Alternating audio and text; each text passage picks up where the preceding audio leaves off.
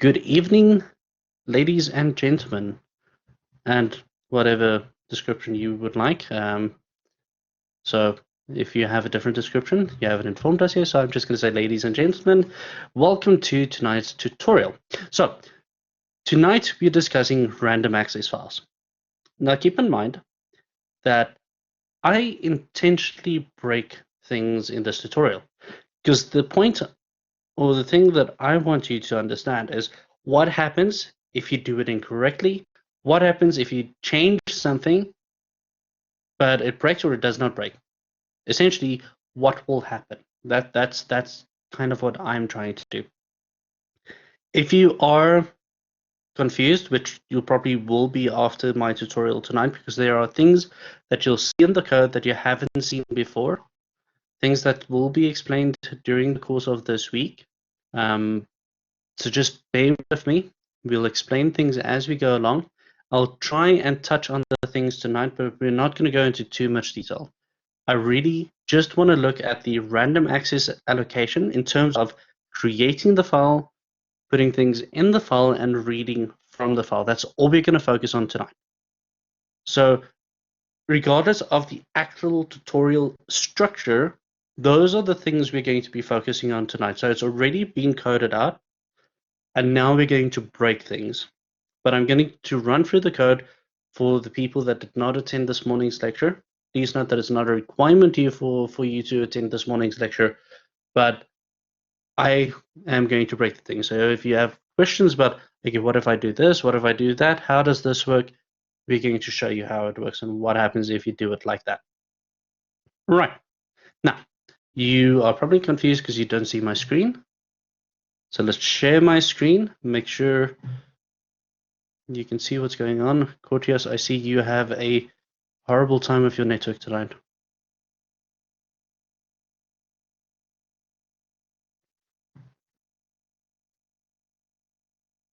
Right. So let's just go to the actual tutorial so you can see what the situation is. So random access files, that's what we'll be discussing tonight. And the idea is just to show you a demonstration of random access files and how it is technically supposed to be used. Now, keep in mind that the lectures we've done so far are all more conceptual than practical. There are still a few elements missing from the slides, and that's done intentionally so that we can go step by step through the code, through the concepts, so that you can understand what's going on. So for now, what you should understand from random access files is that you have random locations or locations in a file.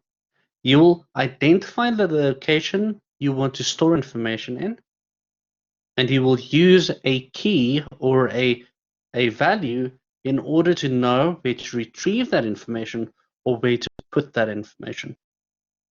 That is the crux of what you should understand right now.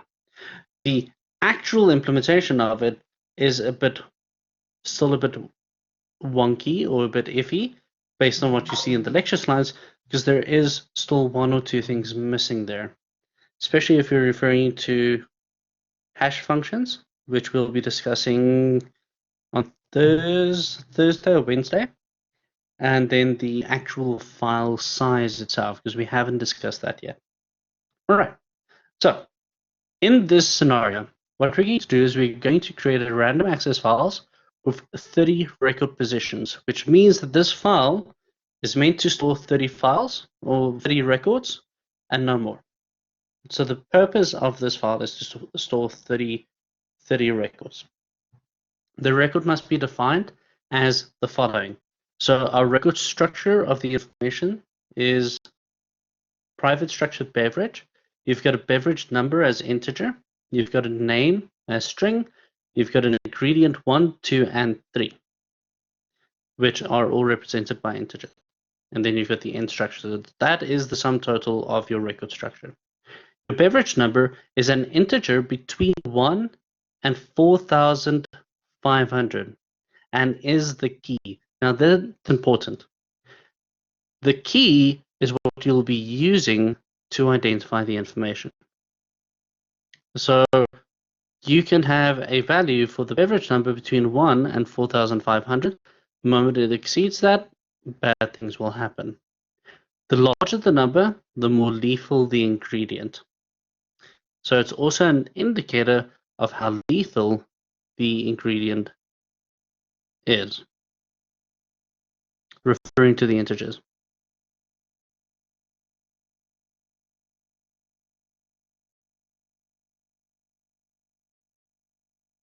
Perfect. Thank you. I will release them after this lecture. I have forgotten about that. All right. Now, what we're going to do for this question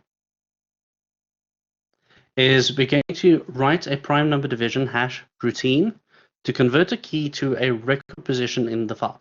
Now, we haven't discussed hash functions yet. We will discuss that during the course of this week. So ultimately, what you are going to get from this is the fact that you are going to use a value being provided, so the key. You're going to divide that key by a certain value, which will be a indication of where a value will fall within your file, and you will return that value, and that value will be the position of the key. Now, in terms of our file itself, we can store 30 records. The prime division will be the closest prime number to that total, which will be 29 in this case, and the remainder of that prime division will give you the position of the file. It works a lot like a mod function, where you take the remainder, and that remainder is the position in which the item should be placed, or which the item should be retrieved. So we write subroutine to write records to a file. We will write subroutine to read records from the file. You may assume no collisions will take place, and collisions is something we're still going to handle as well. It comes in play with the hash routine.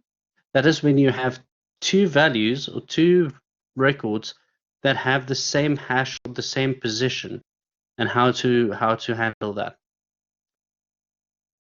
Class C beverage with the instance variables M beverage number, M name, M ingredient 1, M ingredient 2, and M ingredient 3.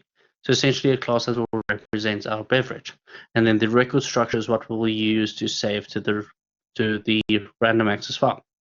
C beverage has all the necessary property methods, as well as a method beverage type equals ingredient 1 plus ingredient 2 plus ingredient 3. Create a second class C pig out with instance variables pig out number, number of guests, jumbo cocktails of type C beverage, and a cocktail menu 1 to 4 of type C beverage. C pig out has all the necessary property methods, as well as a method. Pig out type equals 2 times the beverage type of the jumbo cocktail plus the sum of all the beverage types of the cocktails in cocktail menu mod 6. So basically divided by 6, and you're interested in the remainder of that equation. Your program must be able to instantiate any number of objects of the type C pig out. Information on beverages must be obtained from the file. You may assume the user will give the number of jumbo cocktails and cocktail menu. Display all the information for a particular pig out, including the pig out type. All right, so that is a short description of the crux of the application itself. So let's explore the code. Now keep in mind, don't focus on the story. Focus on the actual read and write, but in this case we need that hash function, the function that we spoke about as well. So what write a prime number division hash routine to convert a key to a record position in the file. So those are the three things. Those are the three things we're going to be focusing on. So when we look at the code, those are my emails. When we look at the code, you'll see that we already have C beverage, which has the instance variables that we want. You have a constructor that will give you or set those values for you. You've got your property methods for all of them, and then you've got your function at the bottom, beverage type, with the return of an integer, which just returns the sum of the 3 ingredients, as described. So that shouldn't be strange to you. All of that should still be fairly familiar to you. Then we have our C cocktail menu. So we've got our cocktail menu number, our number of guests, our jumbo cocktail, and our cocktail, which represents the cocktail menu of 0 to 4. As outlined, did I close that now? As outlined over here. So M cocktail menu 1 to 4 of type C beverage. All right. You've got your property methods, and you've got a cocktail menu type, which has the function as defined as well.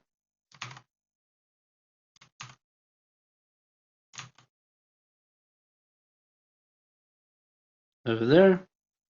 And then your return type, which in this case is not really that important. And getting to our main function, this is where you need to focus. In our main function, we start off with the imports. First, the option statements that you should always add, but we start with the import. We've got our file stream that we declare. We've got our binary writer and our binary reader that we declare. So that should still look fairly familiar to you from the lecture slides and from Friday and yesterday. Then we create a blank record structure of the record type. Now, the record structure type, as described in the project outlines, is a number for the beverage as integer, a name for the beverage, and then the 3 ingredients. Now, please note something to be aware of. This VB fixed string originally was intended to limit the number of strings in a variable, but it was never used like that. So what this string is actually for is essentially to remind you that this name must only contain 20 characters maximum. Now there is a way to get around that where you can have a fixed string value. You can do some validations. You can limit the text box size or the input values of the text box size. There are ways to get around this. But ultimately, this is a reminder for you to know that there should be only 20 characters in there. Any more than that can cause issues, and we'll look at that as well. Then we've got this hash function. Write a prime number division hash routine to convert a key to a record position in the file. So what is happening here is you're providing this routine, this function, key. The key is what is going to identify your information. This key is then divided by 29, and then the remainder is returned to the caller, to the position or to the variable that called this function.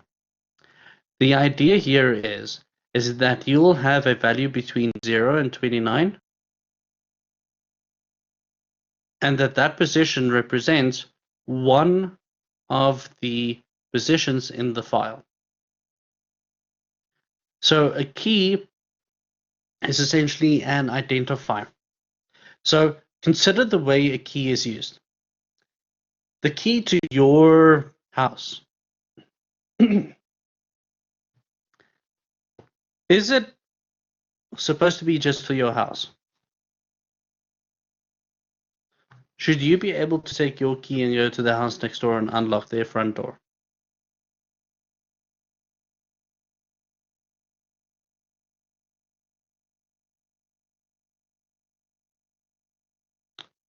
It's possible, but should you be able to do that?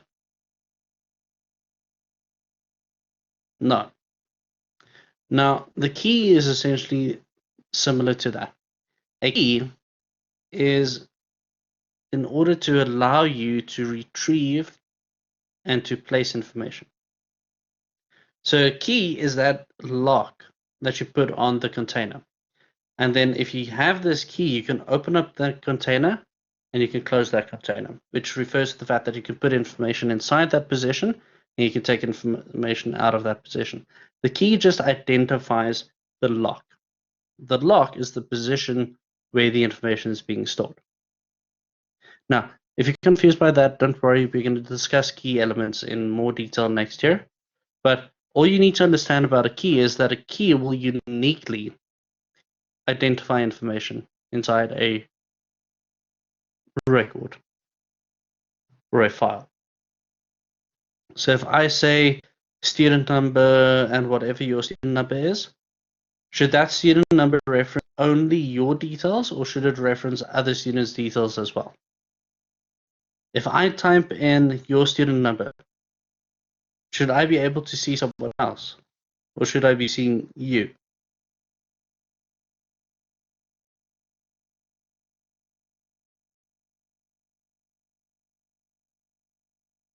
Ideally, I should only be seeing you. There shouldn't be a possibility of me seeing other people. But there are exceptions to this rule, or to this guideline. It's not always going to be the case that the value you use is going to be unique, especially after you convert it. There is a possibility for a collision, which means you've got two values with the same position. Once they've been divided or put through this hash function or hashing, the end result is the same position, which means it needs to be dealt with, and we're not going to discuss that tonight. That's going to be discussed at a different stage. There's an entire lecture dedicated to that. But that simply returns the value between 0 and 29. Because remember, VB, if you say you've got 30 positions in an array, or 30 positions, it starts from 0, essentially. We use it from 1, but it includes an additional element for element 0. And this is done to compensate for that. So 29 positions indicate 0 to 29.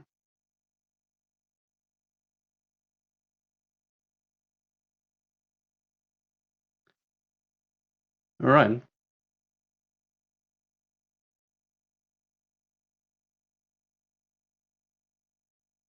Yes, for a record number.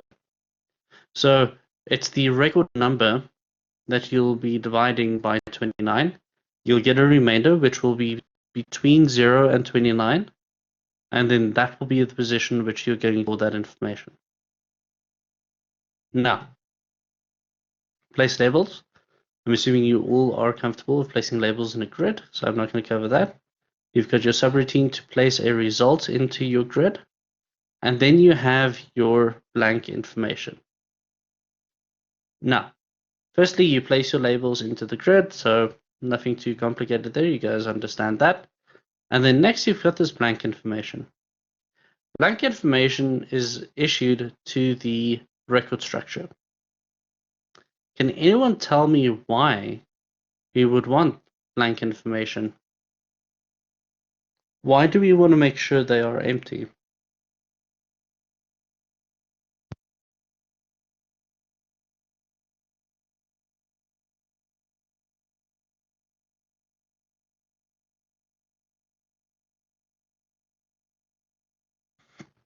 Not necessarily to initialize, but you're very close.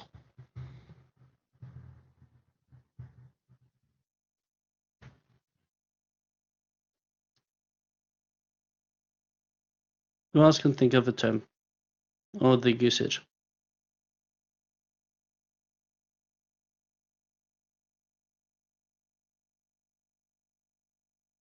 All right. So it is essentially to initialize, but the difference here is you're not setting values to a default value. You're literally just representing a empty record structure. Now, what would the purpose of that be? So if we look at this second value over here, this is a term that's probably new to you, lset. Who has an idea of what lset does?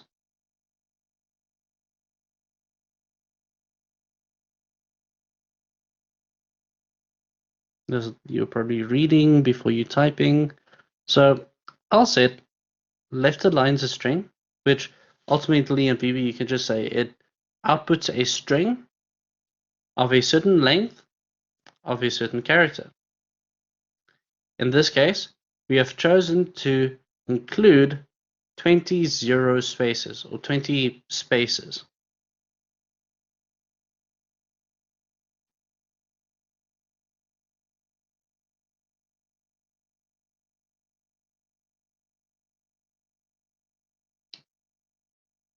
Well, it essentially just outputs 20 characters, or 20 character string. So it outputs the concatenated values of what's being given to it. Why do you think this is useful? You can tell me why they think this will be useful. Aside from the fact that the code is down here, why do you think that is useful? It has to do with this specific item or attribute.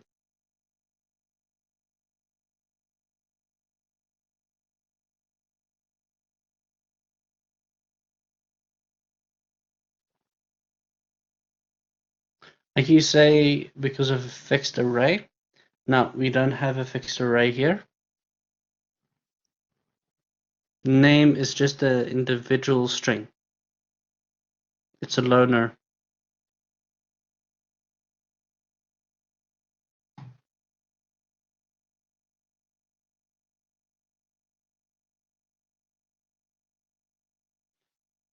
True, that is what we want, but this doesn't actually do that.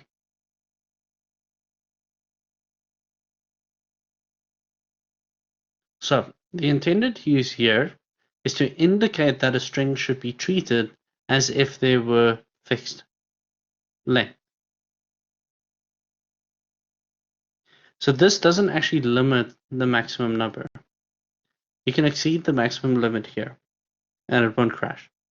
The idea here is that it is a reminder to you that there is a certain amount of characters you should be using. So this means you have to check, you have to do some validation in order to ensure that this is 20 characters. Now, we're not going to focus too much on that, but the idea here is when you give it a value, when you're working with record structures, at all times you need to know what the maximum size allocation of your strings are so that you can calculate your positions effectively. If you can't calculate them effectively, then you shouldn't be calculating them at all, because then you'll probably get the wrong value.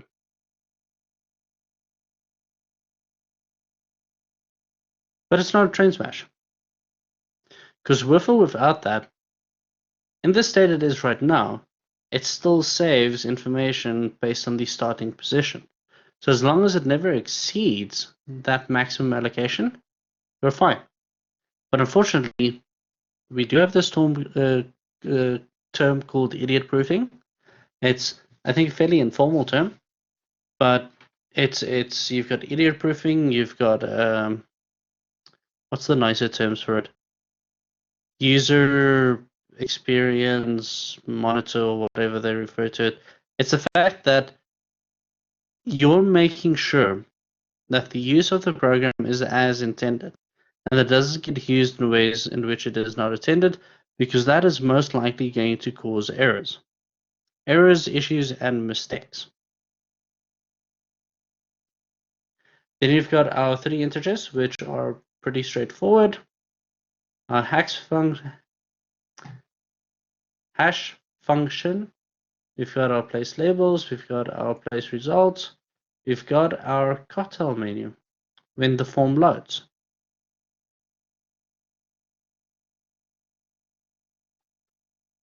Where is the ID10T error? The politically more correct, I guess, was idiot proofing. Oh, sorry, I completely forgot about the concept I just spoke about.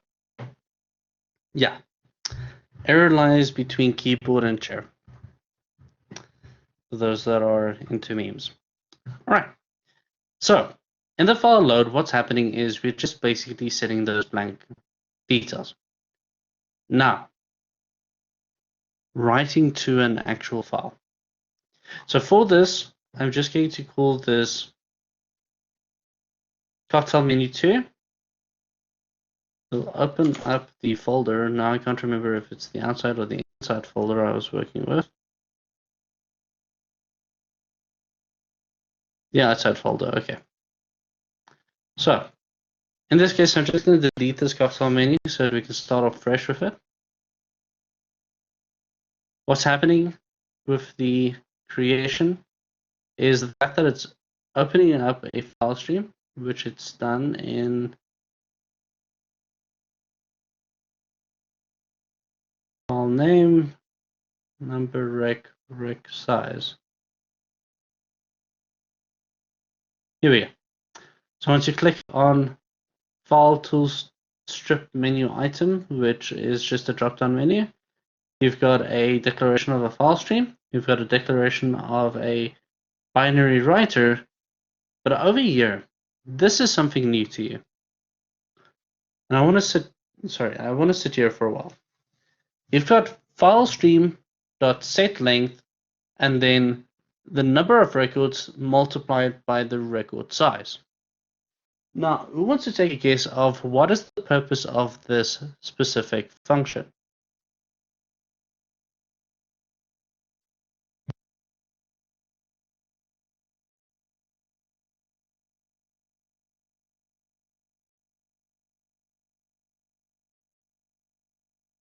That is correct. It sets the length of the file. So, going to the top, our record size is the maximum size allocation of the file or of the individual record. If you look at our record, we've got average as an integer. So how many bytes will that consume? In fact, we've got 4 integers. So how many bytes will those consume? Okay. So ultimately, we've got 16 bytes. 4, not 3. You're forgetting about the beverage number at the top. So we've got 4 integers, of which all 4 consume 4 bytes. So that gives you about 16. Then you've got your fixed character length representation. So record size is the maximum size allocation of an individual record. So that's the actual memory size that the allocation will use up, whether that is memory or storage. So we spoke about beverage number being an integer, which is 4 bytes. We've got our VB fixed strength 20. So our public name as string. So we're reserving 20 characters, which will give us 40 bytes because each character is 2 bytes. And then you've got 3 more integers. So you've got a total of 4 integers, giving you 24, no, giving you 16 as the remainder.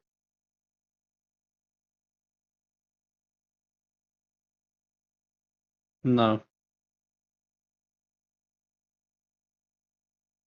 I don't want to look at a remainder, but ultimately you've got 4 times the byte size, which gives you 16, plus the byte size of the string, which is 40. So you've got 40 plus the 16, which gives you a maximum record size of 56 bytes, which is important. You need to know what the maximum size will be, because those are the blocks in which you're going to store information. Those are the segments. Okay, so coming down back to our create file. So we create the file size, which indicates the number of records we're expecting, which is 30 in this case, multiplied by the maximum record size. The purpose here is to create a bracket.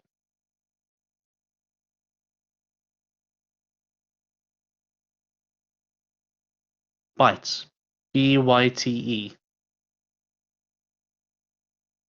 and not a bit. All right.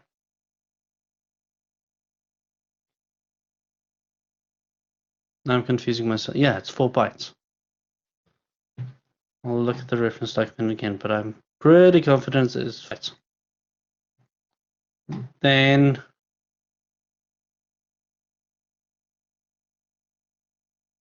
I lost my train of thought. Oh yeah, over here. So the set length sets the overall size of the file. There's various reasons why you want to do this. It's better, but there's also a number of reasons why you should not do this, which is not as good. You need to document most of the things you do. So what you want to do is you want to take the number of records you're expecting, and we already know that's going to be 30, and multiply that by the number of bytes we have for a maximum record. And that will give you a number. In this case, that will be, let's see, 30 times, what's our size here? 56. That will give us a maximum size of 1,680. I did say 40. Why? What? You've got 40 plus 16, that gives you 56, which is what we have. Why? What did I say? Yes, so that is technically just a reminder for you, because that will most likely not give an error. So when using random access files, we should always assign the size of any string, which will be declaring which. Wait, no, what am I reading here? So when using random access files, we should always assign the size of any string we will be dealing with. At this point, yes. Like I said, you're most likely not going to use record structures. There's better applications out there that are designed specifically just for the storing of information and some processing as well. So in this case, we're only concerned about the size of the file, which will represent the location of where this file is being stored. All right.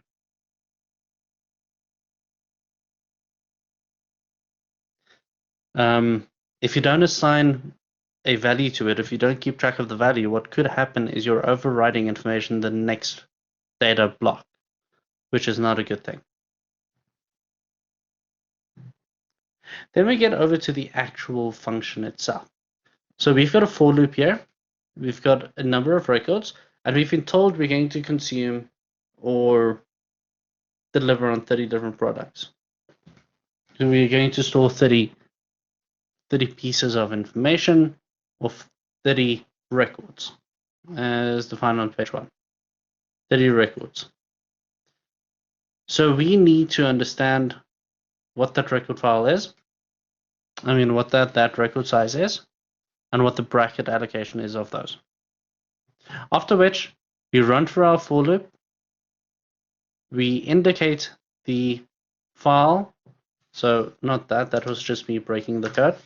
So you indicate the starting point of the file, which is R, which is in this case, if we look at the top and tell you what R is.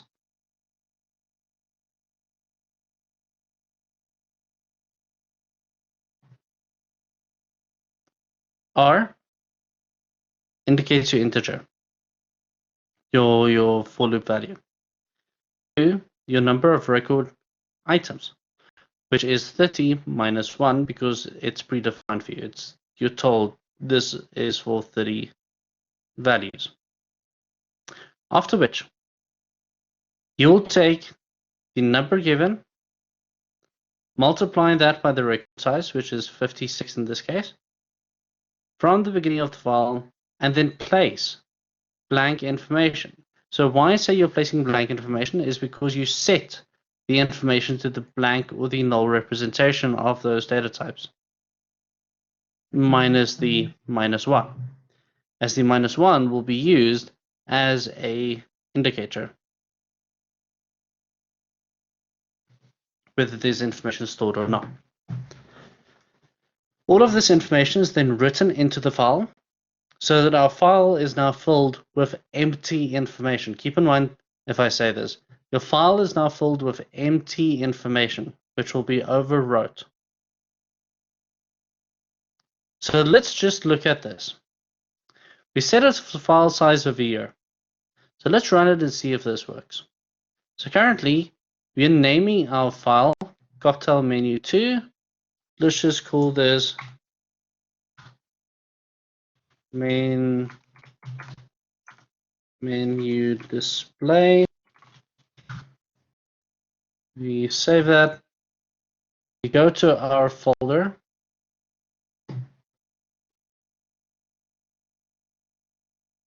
Open folder, and we look for menu display.if. Now, if you look in the folder and you haven't executed the code yet, you'll probably notice that there is nothing to execute. There's nothing there. You can't find it, you can't find the information you want, and you can't find the file that you want to create. So let's create this file. Let's just execute this blank statement that will write to a file. You can initiate the file with empty information. The idea here is that you preset the file size, so you know what the file size is going to be, and then preset it into specific positions. But we're not going to go into too much detail about how that works. After that, we flush. We close our connection and nullify our former file readers, our file stream, and our binary writers. The idea here is to make sure that those files are completely removed so that the next allocation of calls can execute correctly. If you don't close them, something will and might break. Now, on this note, this is probably also something new for you. The flush function. So who wants to take a guess, and please no one that attended Mr. Cottrell's lecture, who wants to take a guess what flush does? You can explain it using code examples, or you can explain it in plain English if you want to.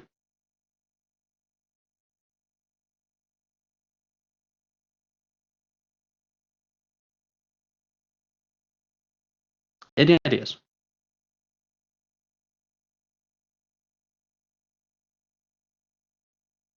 What do you think flush means? Erase? Not necessarily. What do you do when you flush? What's the purpose?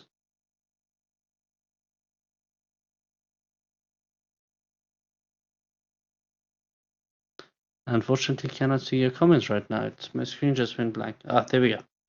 Clean the drive to empty. Empty, correct? To clean to a certain extent. Now let me rephrase it for you slightly differently. If you go to the bathroom and you flush, what's the idea there? Is to clear the pathways, to clear it or to clean it and to make it open for the next person. Flush has a very similar concept to that. So flush essentially makes sure that when you write to a file, that before you close the file, that everything is in fact written to the file. You flush it. You make sure everything is out of the stream. Because if there's something missing, something stayed behind, it could cause issues, or it could be the fact that you didn't have enough time to write and it just simply crashed on it. But because you never flush it, it never actually made sure everything went out or everything was safe.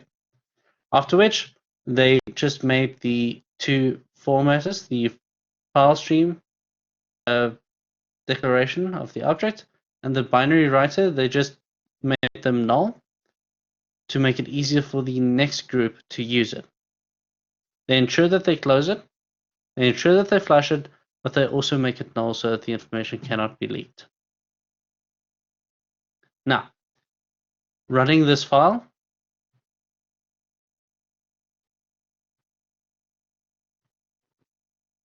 when it runs one day, running this file that we've named so eloquently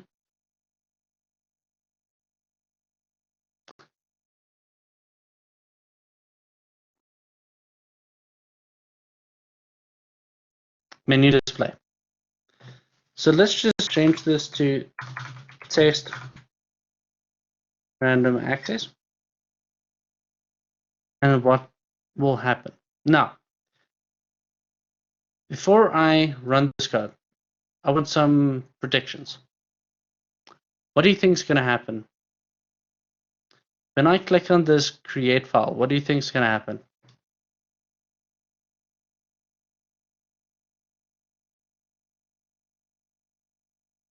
Any ideas of what you think is going to happen?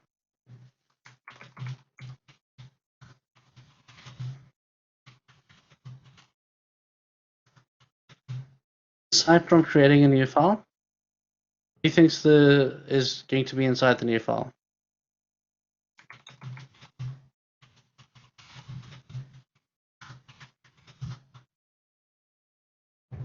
Entry record information will be created. That is correct.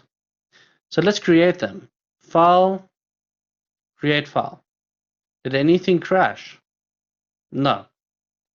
Did we write anything to the file?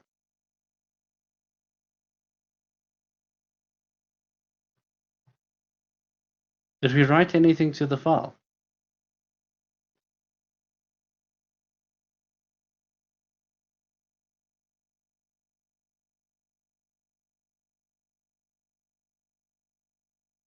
No, we did not. I'm going to force you guys to answer tonight. So let's open up that file and see what's inside.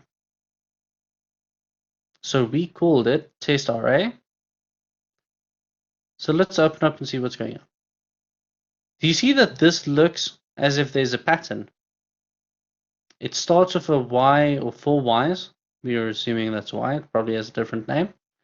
DC4 after that, and then an entire array or list of null values there with another set of Ys, DC, and then the next cycle begins. And they all look exactly the same. This is our 30 spaces. So if you count them here, you'll probably see that you've got 1, 2, 3, 4, 5, 6, 7, 8, 9, 10, 11, 12, 13, 14, 15. To me, that looks about halfway.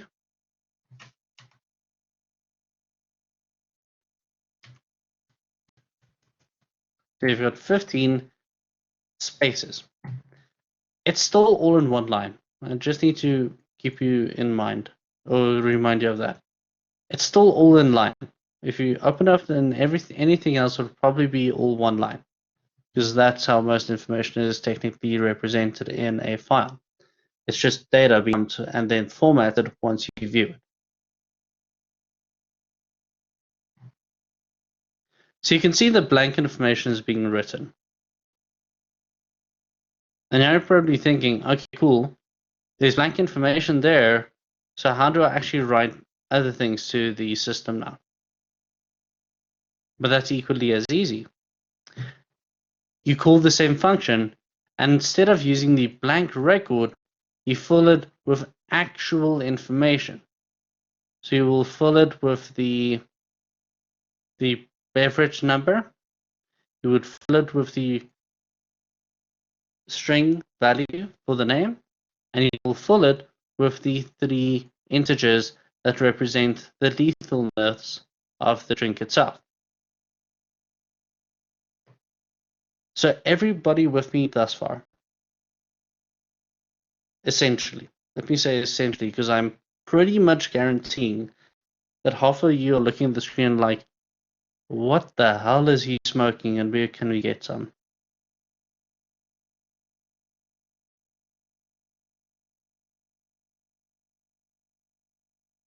The fseek part, all right. We'll look at that in a second. Anything else? We're going to start directly with that one. Does anyone have any objections to that? Okay, so I take it no one objects to that. So, when we look at FS-seek,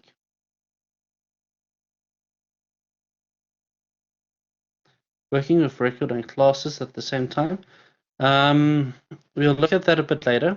I don't think we're going to look at that today, but fundamentally it's the same thing, because you also have a structure inside a class.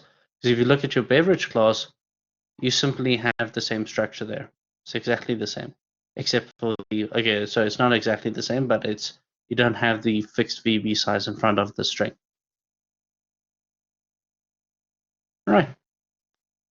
Getting back to the form. Where were we? Seek.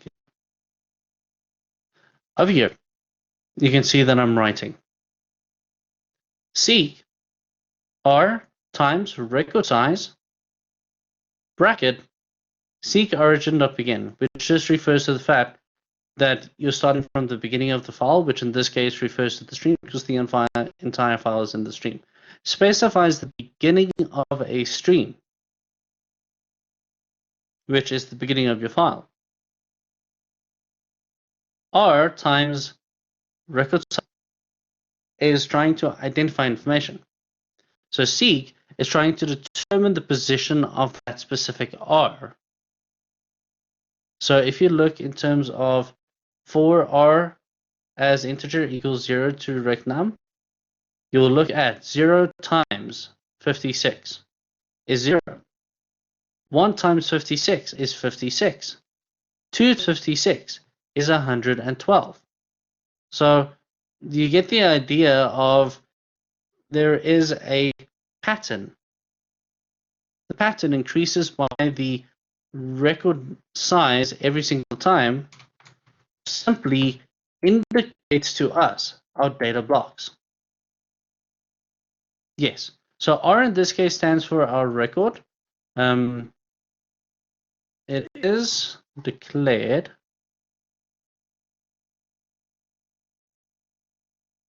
over here. I'm making the same mistake again.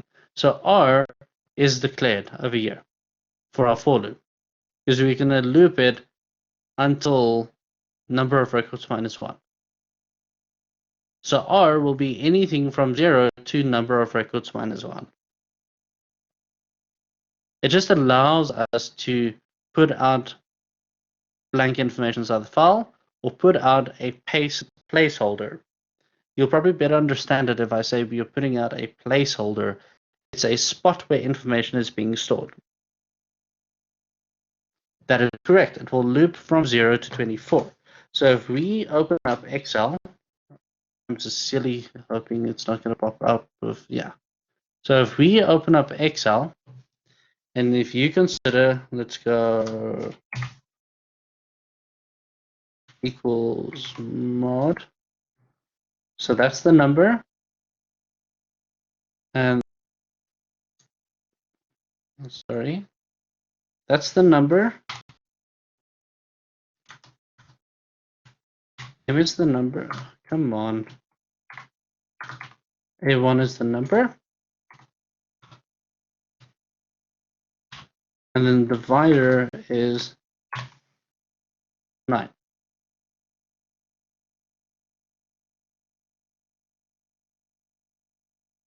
Yeah, we can just make that 29. It's fine. So if you look in terms of what we're going to get, let's start at 0. 1, 2, 3, 4, 4, 5. Then we'll just auto-complete the rest. All the way to, what is it doing that? Let me just grab my numpad real quickly.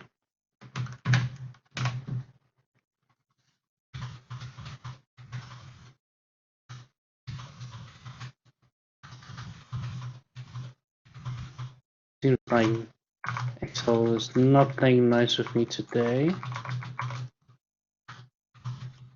just need to quickly do this by hand. Okay, so we've got 0 to 29, which represents 29 pieces of information. We've got our mod function, which will give us 0 to 28, which means 29 spots, essentially.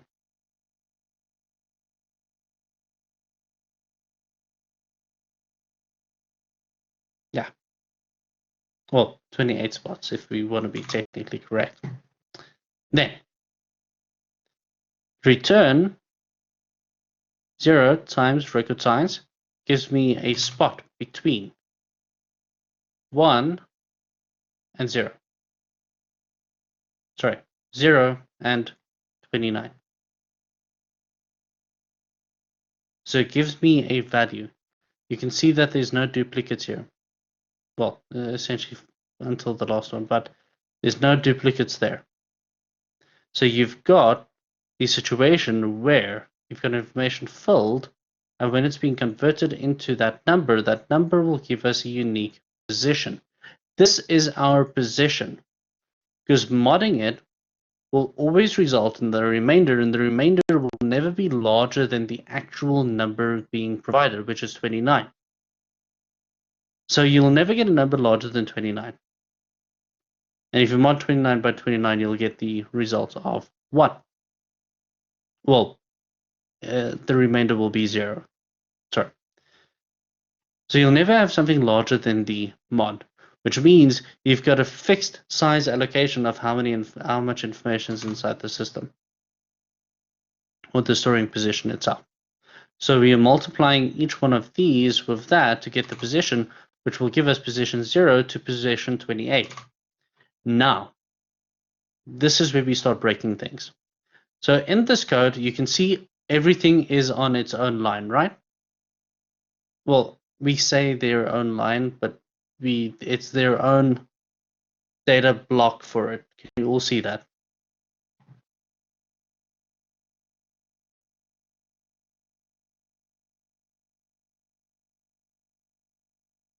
Guys, can you all see that?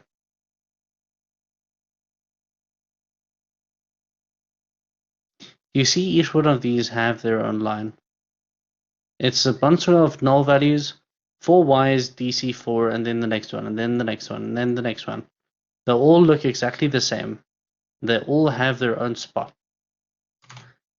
Now, you understand this to be the total file size, which is the record number times the record size.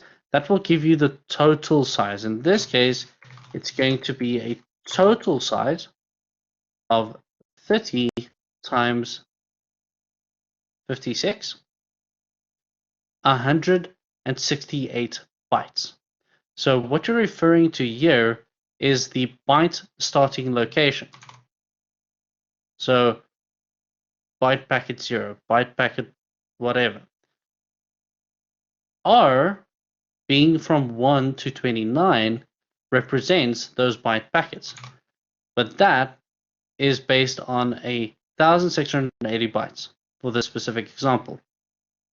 So every byte will start at every 56th or 57th byte.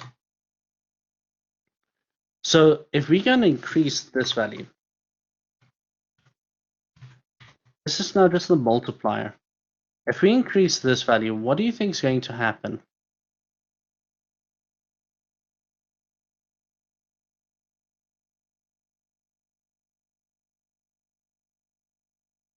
What am I doing here? I'm telling it that the R is multiplied by 2, and then that is multiplied by the record size. What have I essentially just done?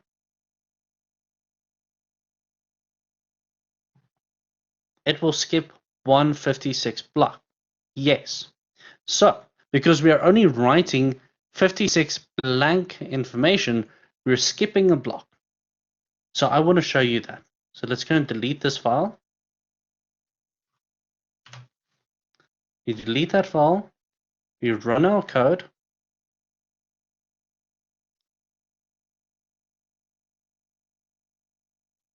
So we're going to create the file, open up that file again, not share, open up the file again, and now you can see you've got these empty blocks. Now it displays it quite clearly. So you've got your empty blocks. Those are the blocks being skipped, and that is your blank information. So you can now see you've got the starting point, and then the first information starts, and there's an end point. And then there's an open block because there's not information being written in those blocks. And then the next block starts, and you've got the same thing going on until the value of R being 29. Over here. R being 29, which is the number of records minus 1 to compensate for the 0 that VB includes. So, if I don't set this file size,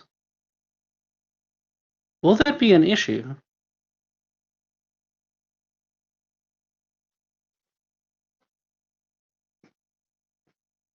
You say yes? Why do you say yes?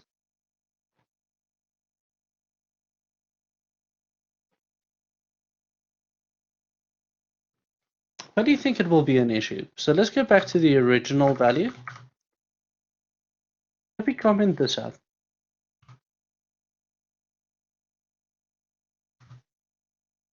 Let's see what happens.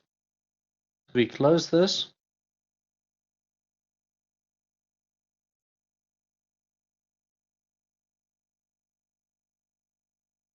Sorry, I'm just making sure there's nothing you should not see in there. So you say because there needs to be a specific size in which you find need to be. Now, remember the size is there. We've got the key essentially that we multiply by the data value or the maximum allocated data value to find specific blocks. So let's delete that file once again. Delete that file. Run this and see if it makes a difference and see if this program crashes. File, create file. Did not crash. There is a file that was created. Let's open this file and see what happens. There is information being stored inside this file. So it has not crashed. Why? It's a very important question. All right. Now look at this. Do you see the size here? 2 kilobits. So we've got a 680 bytes that we're storing.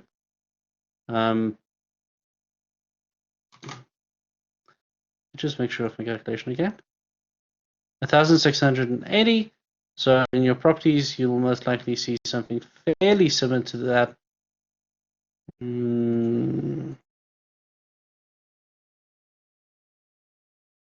You've got file size of 1661. So there is some blank information there. Something is being read or wrote. Something is not being calculated there. Now, let's go back. Let's change it. Bring this file size back. Keep in mind that this is just writing information without setting the file size. Now we're setting the file size. We're telling it this file is going to be this size. No, not 17 kilobytes. No. Remember, the file is only 1680 bytes big. So if you have to look at it, you've got 1680 bytes divided by 8. You've got, I think my mind just hit a blank. Yeah, you've got 210 kilobytes No. I am being stupid here. Ignore that. Ignore that comment. It is 180 divided by 1024 because 1 kilobyte consists of 124 bytes, which gives us 1.64. So the file will be 1.64 kilobytes. And if we looked at the file, that is what we had, 1.64 kilobytes. Sorry, almost made a mistake there. And now you see there it's actually the correct size, because now that we've created the file and set the size, it's exactly the size that we set it to, 1680 kilobytes.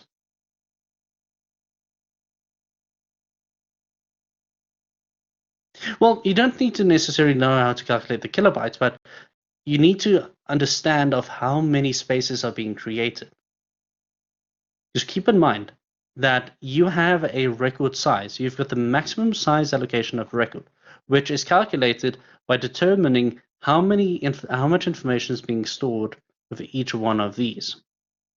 Now, if we set it without setting the file size, then we set it based on the information being written into the file, which is not a big issue because it will still write information to the blocks that we indicate.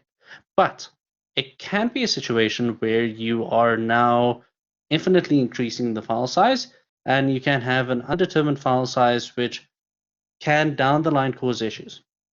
Setting the file size from the start gives you exactly the amount of space that you require, meaning that you will never run out of space because you've already pre-allocated the entire file size set. So if this is your file size representation, you can indicate how big this file will be. So we can have a kilobit, we can have 10 kilobits, we can have 1,000 kilobits moving into a megabyte. It's essentially just dictating how big this file is. So when you open up and that is stored into RAM or transferred into RAM for the active memory of the memory, then that is how much space this file itself is going to consume. So putting this in, leaving it out, it's not a train smash. Good to add it because then you fix the size of the file and you know that file size has been allocated. No issues. You can use this program to your heart's content because it won't run out of space, storage space, referring to the total storage space being stored. If you don't know what the size of the file is going to be, then you can't do that. So both of the things work correctly. So you don't have to worry too much about that. And we'll cover this again. We'll cover it in the lecture slides. Then we write that blank information, which we showed you. And then we flush the system. So we make sure that everything gets written to file. We close the file, and then we just make the two nothing in order to ensure that we can issue them again. So that the next time they are used, we know that they are empty. There's no situation of them being something else. If you don't close it, it will most likely have an issue over here, which is something we can test out if you want to. Now, let's put some information into this file. This is where I just need to quickly look at information being stored. So we've got values being written here. Save record, if record saved. So flush essentially just pushes everything out of the stream. See it as a pipe. How do you clean out a pipe?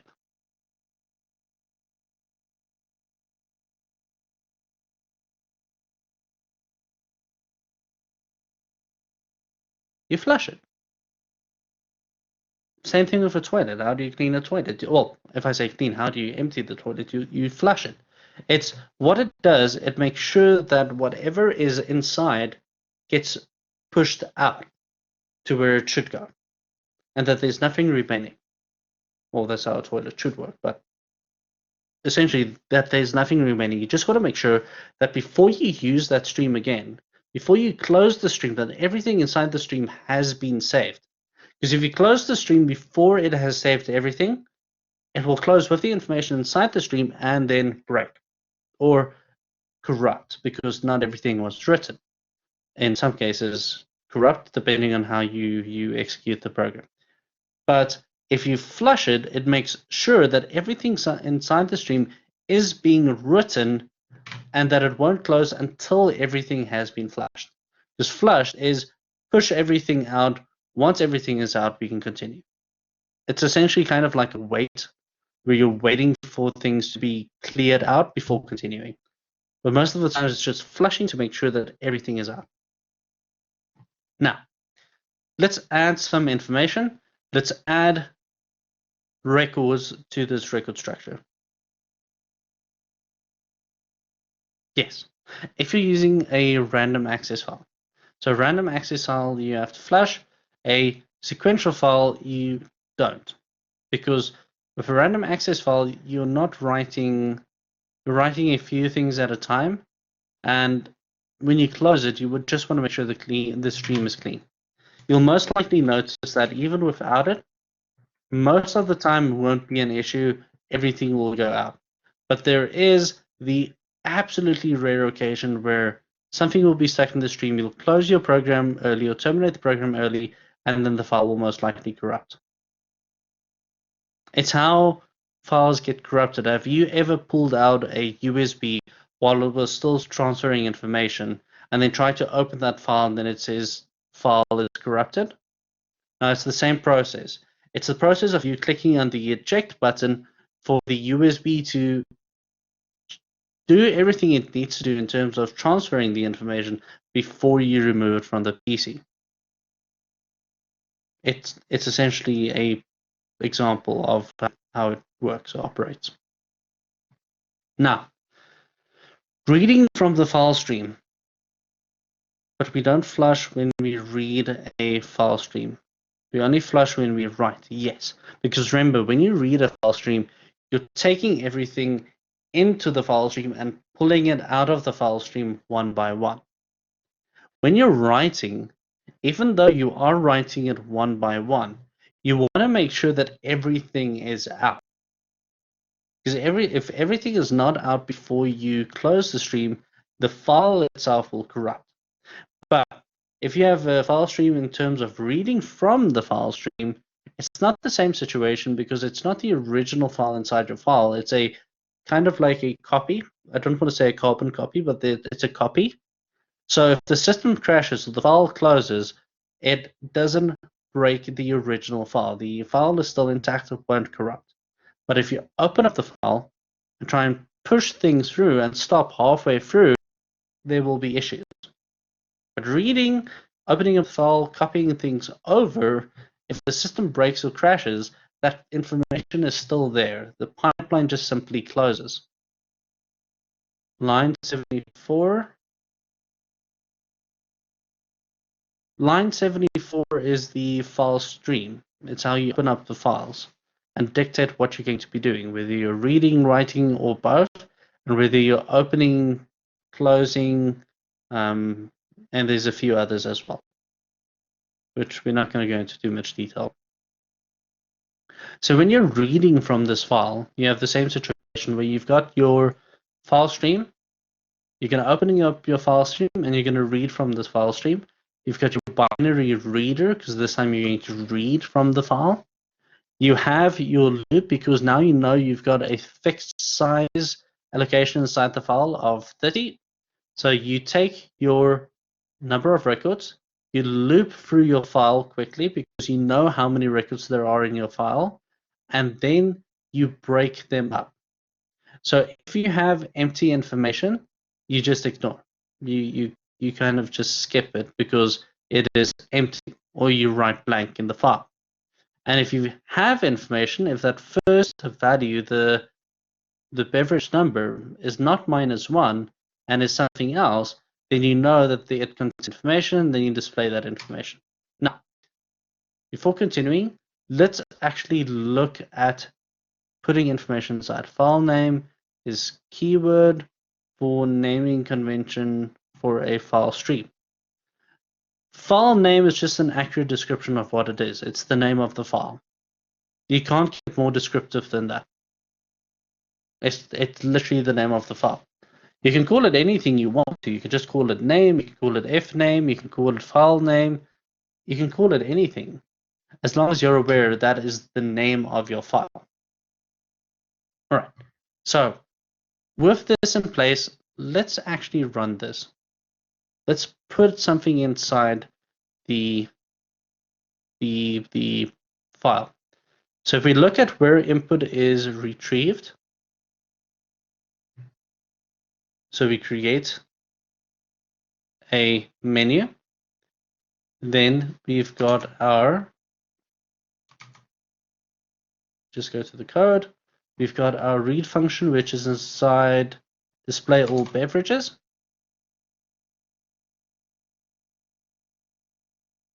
So there's nothing there because we haven't saved anything yet. So let's save a beverage. So let's just make sure what we need here. So we've got a number between 1 and 4,500. This will now be modded by 49. Just keep that in mind. You've got a name and an integer 1, 2, 3. So let's take 1. We'll take the name of rum. We've got ingredients. These are 4 numerical integers. So we'll take 1, 2, and 3, and we will save. It says the record was saved, which in this case is a output given to us from our write function. Save record.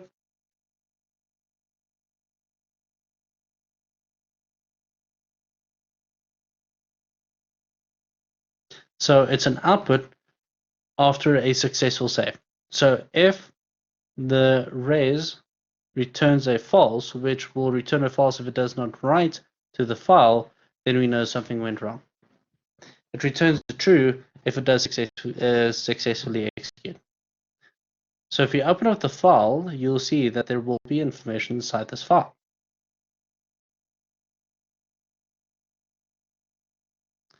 So there you can see you've got rum, and then you'll have numerical representations most likely over here and over there somewhere. Right. So information is being written. Now, 1 mod 29 is still 1. So you can kind of now bait where things are going to be. So let's go and put something in the very last slot. Let's go into 28. So we take 28, we'll make it whiskey.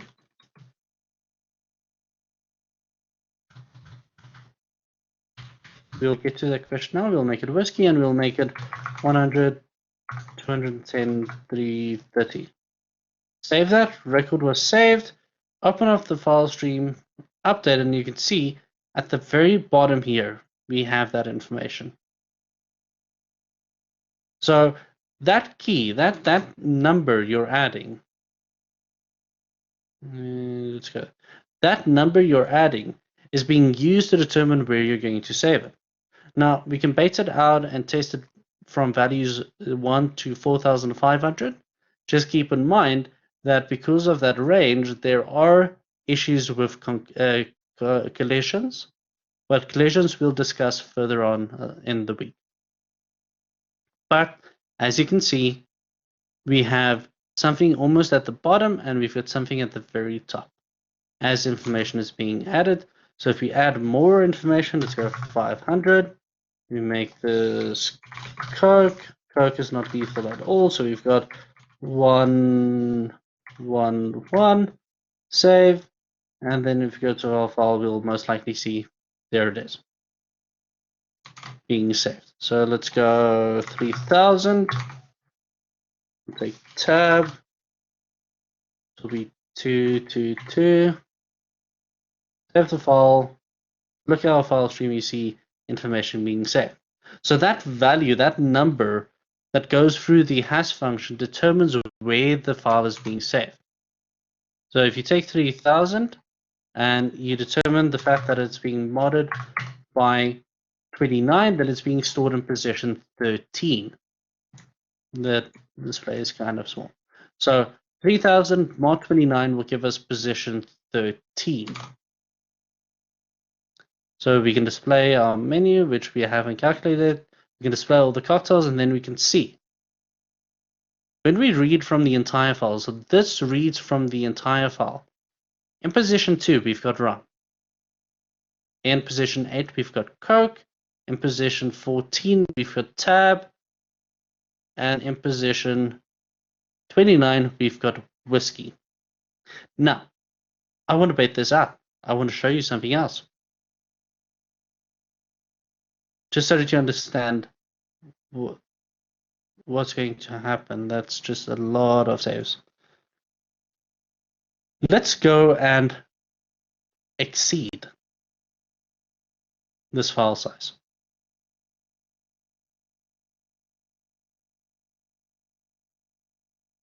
At this point, I just want to see if Mr. Cottrell included some validation.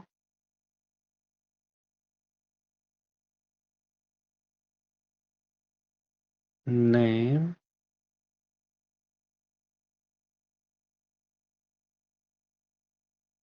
Okay, I don't see validation. That's good. So we've got a file bracket size of string 20. I've got an item inside 2. So let's put something inside 1 quickly.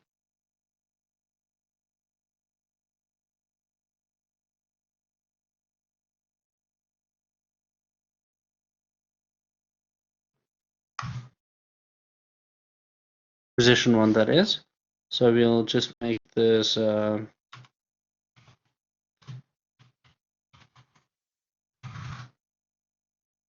save that, record saved. So make sure it's saved to the position I wanted. Yeah, so it's saved.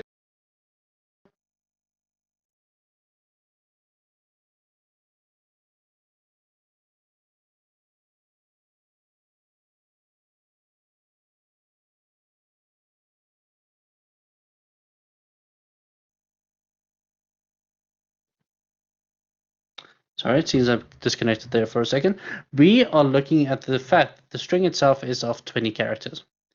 So let's go and put in more than 20 characters. So string we're going to override with more than 0. A, B, C.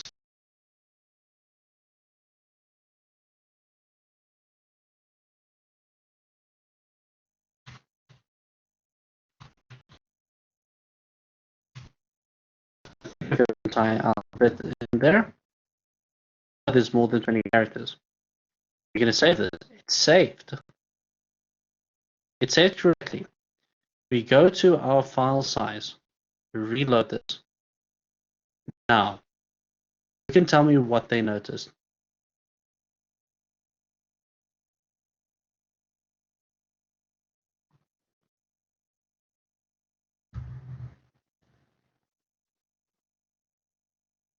There you go, there. I think the connection just dropped again.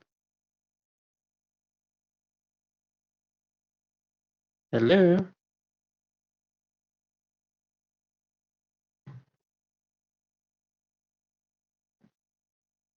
Hi, are you guys?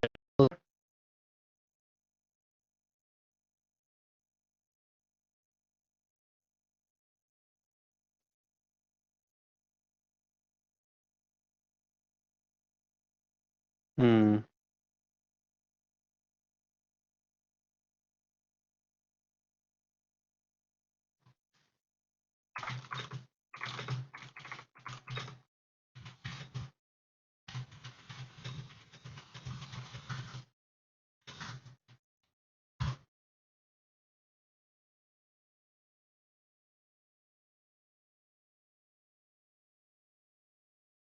Okay, you should hear me again now. Sorry.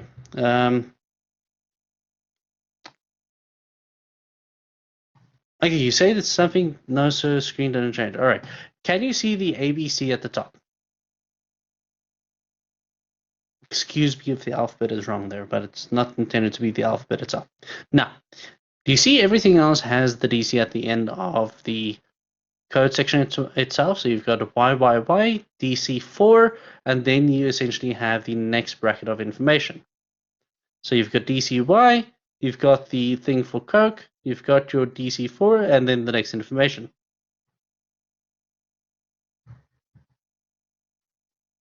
You can all see that, right? All right. Now, consider the fact that I exceeded our expected string size for item 1. The expected string size was supposed to be 20 characters maximum. We made it, excuse me if I'm mistaken for a few, but we've made it, I think, 26 characters, if I have every character in the alphabet there. So we're essentially overriding information inside that specific bracket. So the item we stored is overriding item inside the next item, which is the run. So there is information that was overwritten here, information that changed. So I want to show you if we read this, what's going to happen.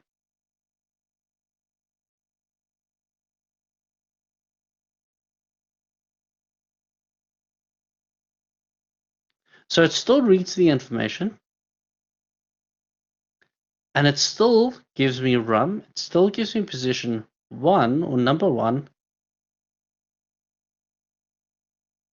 But the rest of the information should actually be wrong. So let's just go increase that a little bit more. So let's go and add some more characters here. Let's make it triple the size. I think that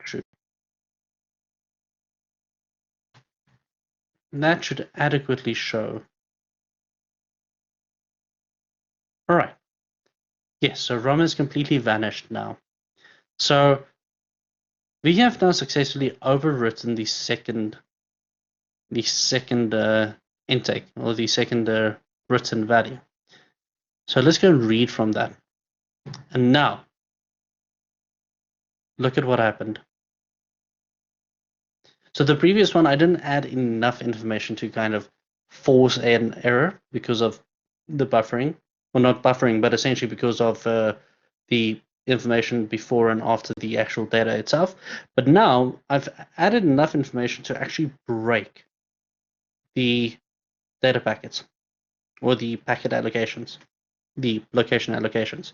So because I exceeded the expected string input, which we expected to be of 20 characters, and I've now exceeded 20 characters, and I made it 3 times that much. I've included, so we included about 26 times 3, so we've included about 52, 70, 78 characters, almost 4 times the expected value.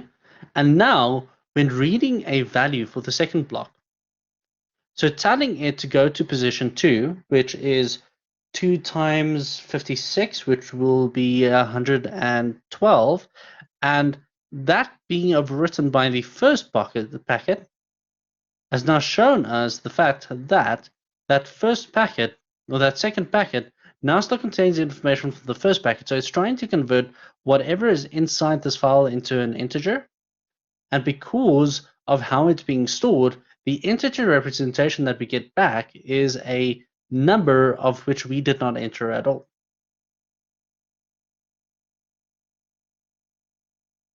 So that is why these packet sizes are important.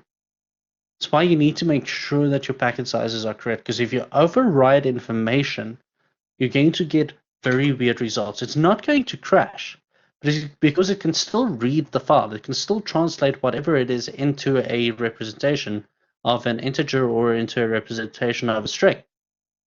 But it will most likely be values that you did not input, because of how the information overrides one another. And that's why random access files needs those packets, needs that size allocation. You need to make sure that when you put that size down to find that position, that you never override that position itself, especially with the strings. Because the strings is where it gets a bit tricky, because even just one additional character can break the entire thing. Now, most likely it won't, because there is some buffer information in there, and then when you actually read the value, you will still kind of get your value from it, but descriptive information before and after will probably be destroyed.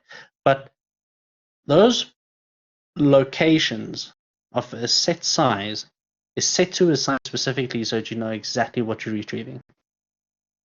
And when you override that, you don't know what you're retrieving.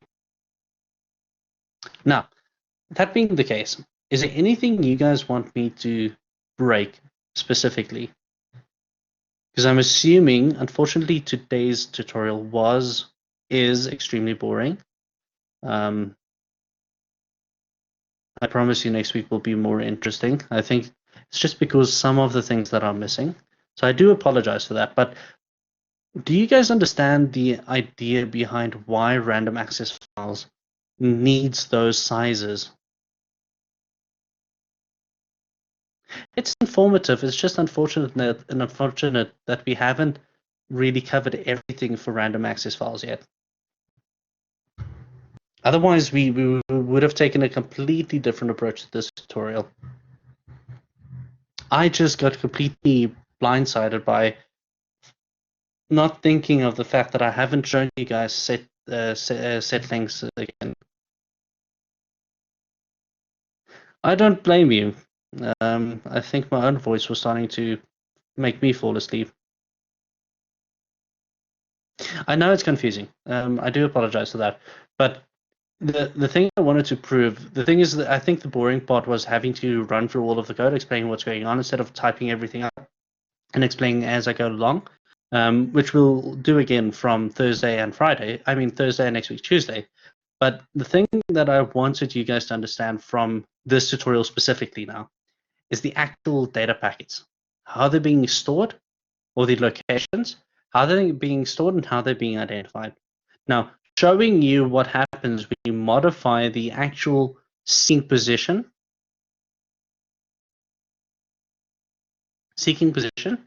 and the size of the file itself. Now, we'll cover it again. So we'll cover this again, so you don't have to worry about that. But it's just these two lines. Not even, it's this specific line. If you understand that specific line, then you'll understand random access files. Because that's the tricky part about random access files. All the other things are just, once you have that location, you can just put in the information and pull out the information as you want. It's just that specific line that can sometimes get a bit tricky because of everything that gets associated with inside that small section. Now, I wouldn't say we're back to grids. This specific example worked very well with a grid. And the dynamic nature of a file itself works very well with grid. And random access files being the kind of like the next step or the prelude to a database, a grid is one of the most natural things to be associated with random access files. Sequential files are something completely different in terms of objects, but random access files has a natural, I don't want to say neediness, but it naturally fits very well into a grid because of its defined nature. Now, if I say defined nature, it's because of the fact that the location and the sizes are defined.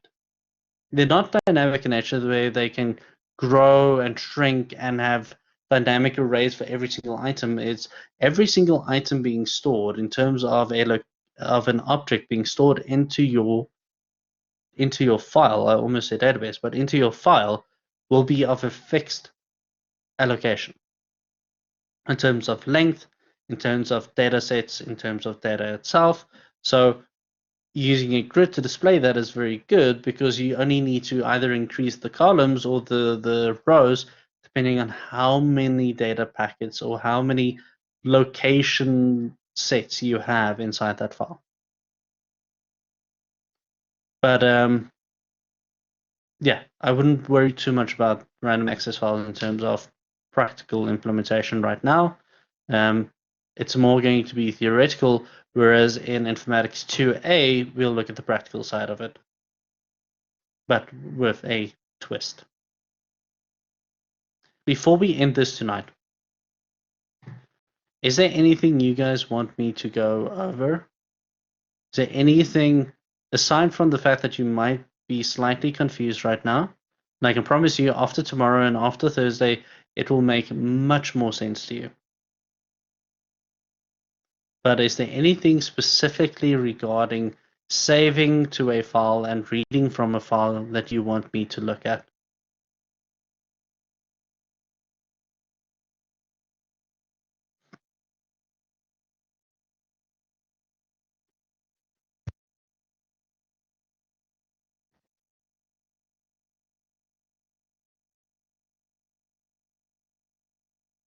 Okay, so I'm not seeing any questions right now. I will still stick around for a while, and if there's any questions, I'll be more than happy to answer them. So if you're watching this stream, as I mentioned in the beginning, if you're watching the stream, you will most likely be confused with everything being discussed. If you want a better understanding of exactly what's happening inside this program, I suggest you watch Mr. Cottrell's tutorial in the morning. My intent is to break things specifically, to show you what happens with the various aspects of the code that we're using. Next week, we'll have a bit more of a practical tutorial again, where we'll be coding the things out instead of me explaining to you what's going on in the code and then breaking the things. Next time, we'll break it as we code it. All right. So for those that don't have any additional questions, you're more than welcome to go. And for those that do still have questions, you're more than welcome to stick around. I'm happy to answer them. And please make sure you do study for your practical. I'm not sure if you're running a practical or theory test on Friday, but please do make sure that you don't neglect your computer science, and don't forget that you have informatics next week as well, and that your group project is due next week, Monday. All right, enjoy the rest of the evening.